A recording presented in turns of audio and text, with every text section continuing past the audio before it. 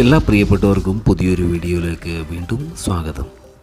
കഴിഞ്ഞ ഒരു വർഷത്തിലേറെയായി ഗൾഫിൽ നിന്നും വിദേശങ്ങളിൽ നിന്നും നാട്ടിലേക്ക് പോകുവാൻ കഴിയാതെ ഒട്ടുമിക്ക പ്രവാസികളും വിഷമത്തിലാണ്.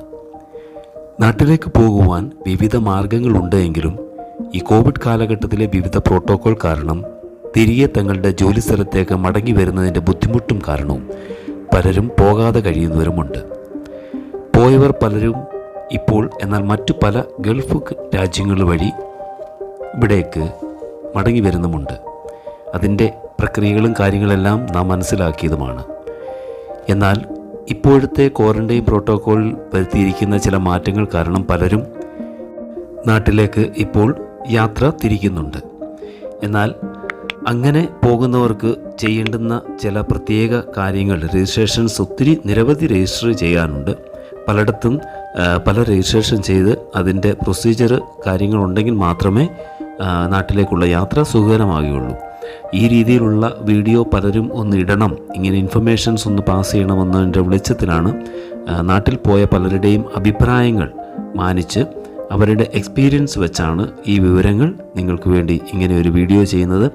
ആരെങ്കിലും നാട്ടിൽ പോകുവാനായിട്ട് ഇരിക്കുന്നുണ്ടെങ്കിൽ ഇത്തരം നിർദ്ദേശങ്ങളും ഇത്തരം അറിയിപ്പുകളും ഈ ഒരു ഡീറ്റെയിൽ നിങ്ങൾക്ക് മറ്റുള്ളവർക്ക് ഷെയർ ചെയ്ത് നൽകാവുന്നതാണ്. അപ്പോൾ ഈ ചാനൽ നിങ്ങൾ സബ്സ്ക്രൈബ് ചെയ്തിട്ടില്ലെങ്കിൽ നിങ്ങൾ സബ്സ്ക്രൈബ് ചെയ്യാൻ മറക്കരുത്. തൊട്ടപ്പുറത്തുള്ള ബെല്ലൈക്കൺ കൂടി എനേബിൾ ചെയ്ത് വെക്കുക. ഇതിനകത്ത് പ്രത്യേകമായിട്ട് പറയുന്നത് 5 പ്രധാന കാര്യങ്ങളാണ്. നമ്മുടെ ഗവൺമെൻറ്റുകൾ നിർദ്ദേശിക്കുന്ന 5 പ്രധാന ഇടത്ത് രജിസ്റ്റർ ചെയ്യേണ്ട കാര്യങ്ങളാണ് ഈ വീഡിയോയിലൂടെ നിങ്ങളെ പ്രധാനമായിട്ടും കാണിക്കുന്നത്.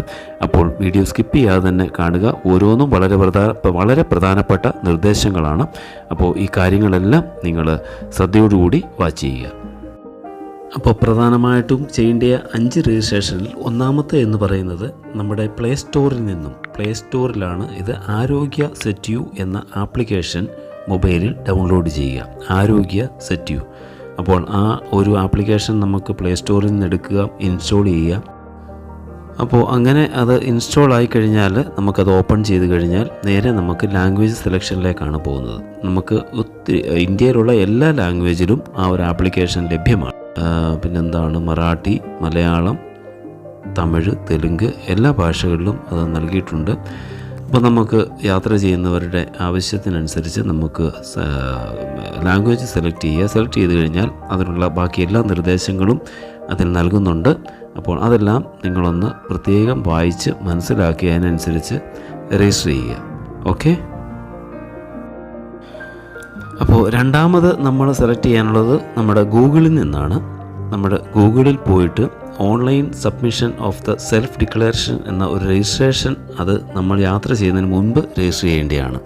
അപ്പോൾ അത് ചെയ്യേണ്ടത് സൈറ്റ് www.newdelhiairport.in എന്ന എയർ സുവിധ പോർട്ടലിൽ നിന്നും ലഭിക്കുന്ന ഒരു സൈറ്റാണ്. അപ്പോൾ അത് നമ്മൾ ഗൂഗിളിൽ നിന്നാണ് സെലക്ട് ചെയ്ത് കഴിയുമ്പോൾ അതിൽ രജിസ്റ്റർ ചെയ്ത് കഴിയുമ്പോൾ നമുക്കൊരു അപ്രൂവൽ കോഡ് ലഭിക്കും. ഈ കോഡ് നമ്മൾ എത്തിച്ചേരുന്ന എയർപോർട്ടിലെ കേന്ദ്ര ആരോഗ്യ വിഭാഗത്തെ ഏൽപ്പിക്കേണ്ടതാണ്. അപ്പോൾ അത് ഫില്ല് ചെയ്യേണ്ട കാര്യങ്ങളെല്ലാം അതിനകത്ത് ഓപ്പൺ ചെയ്യുമ്പോൾ തന്നെ, ആ സൈറ്റ് ഓപ്പൺ ചെയ്യുമ്പോൾ നമുക്ക് വ്യക്തമായിട്ട് അതെല്ലാം കാണിച്ചു തരുന്നുണ്ട്. അതെല്ലാം വളരെ കൃത്യതയോടുകൂടി നമ്മൾ ഫില്ല് ചെയ്യുക. ഓക്കെ. രണ്ടാമത്തെ കാര്യം ഇതാണ്. മൂന്നാമതായി നമ്മൾ ചെയ്യേണ്ടതെന്ന് പറയുന്നത് ഫ്ലൈറ്റ് ടിക്കറ്റ് എടുത്തതിന് ശേഷം യാത്രക്കാർ രജിസ്റ്റർ ചെയ്യേണ്ട ഒരു കാര്യമാണ്. അതിപ്പം കേരളത്തിലേക്കുള്ളവരാണെങ്കിൽ https:/covid19 jagrada.kerala.nic.in എന്ന ഒരു സൈറ്റിൽ കയറി അതും നിങ്ങൾ മുഴുവനായിട്ടും അത് ഫില്ല് ചെയ്യേണ്ടതാണ്. അപ്പോൾ അത് ഓപ്പൺ ചെയ്യുമ്പോൾ തന്നെ നമുക്ക് അതിനകത്ത് മൊബൈൽ നമ്പർ ചോദിച്ചിട്ടുണ്ട്, ഇമെയിൽ അഡ്രസ്സ് ചോദിച്ചിട്ടുണ്ട്. അതെല്ലാം വെരിഫൈ ചെയ്തതിന് ശേഷം നെക്സ്റ്റ് അടിക്കുമ്പോൾ നമുക്ക് രജിസ്റ്റർ ചെയ്യാനായിട്ടുള്ള എല്ലാ സൗകര്യങ്ങളും ആ ഒരു സൈറ്റിൽ നമുക്ക് ക്രമീകരിച്ച് തരുന്നുണ്ട്.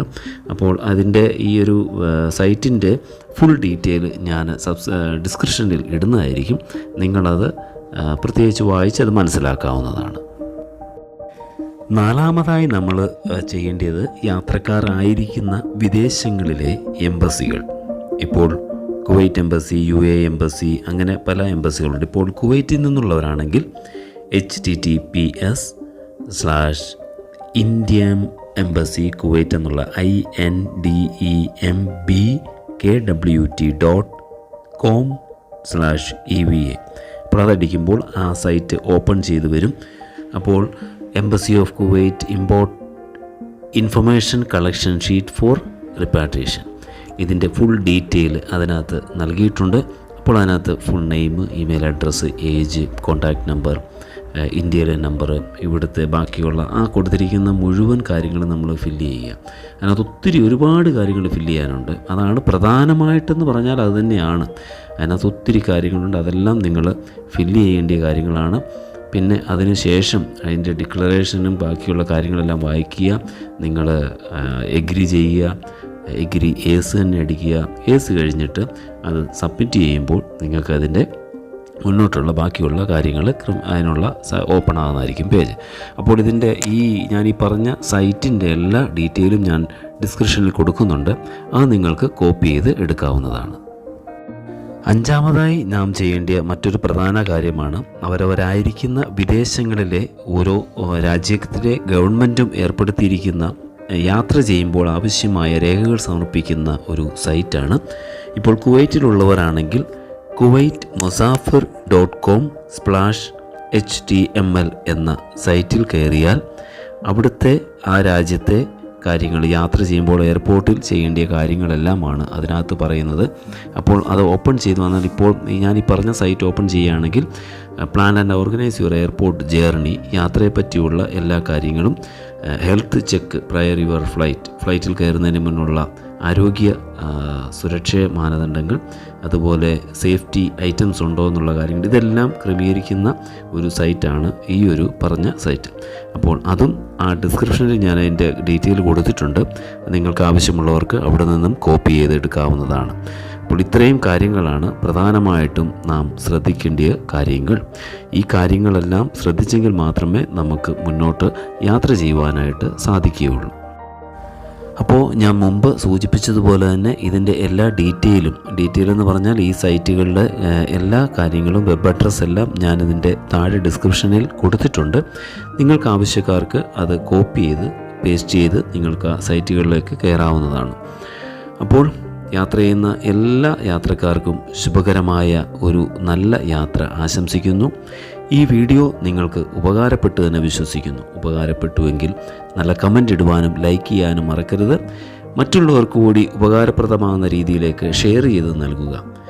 അപ്പോൾ മറ്റൊരു നല്ല വീഡിയോയുമായി വീണ്ടും കാണും വരെ stay tune with M4 travel vlog. Thank you. Bye bye.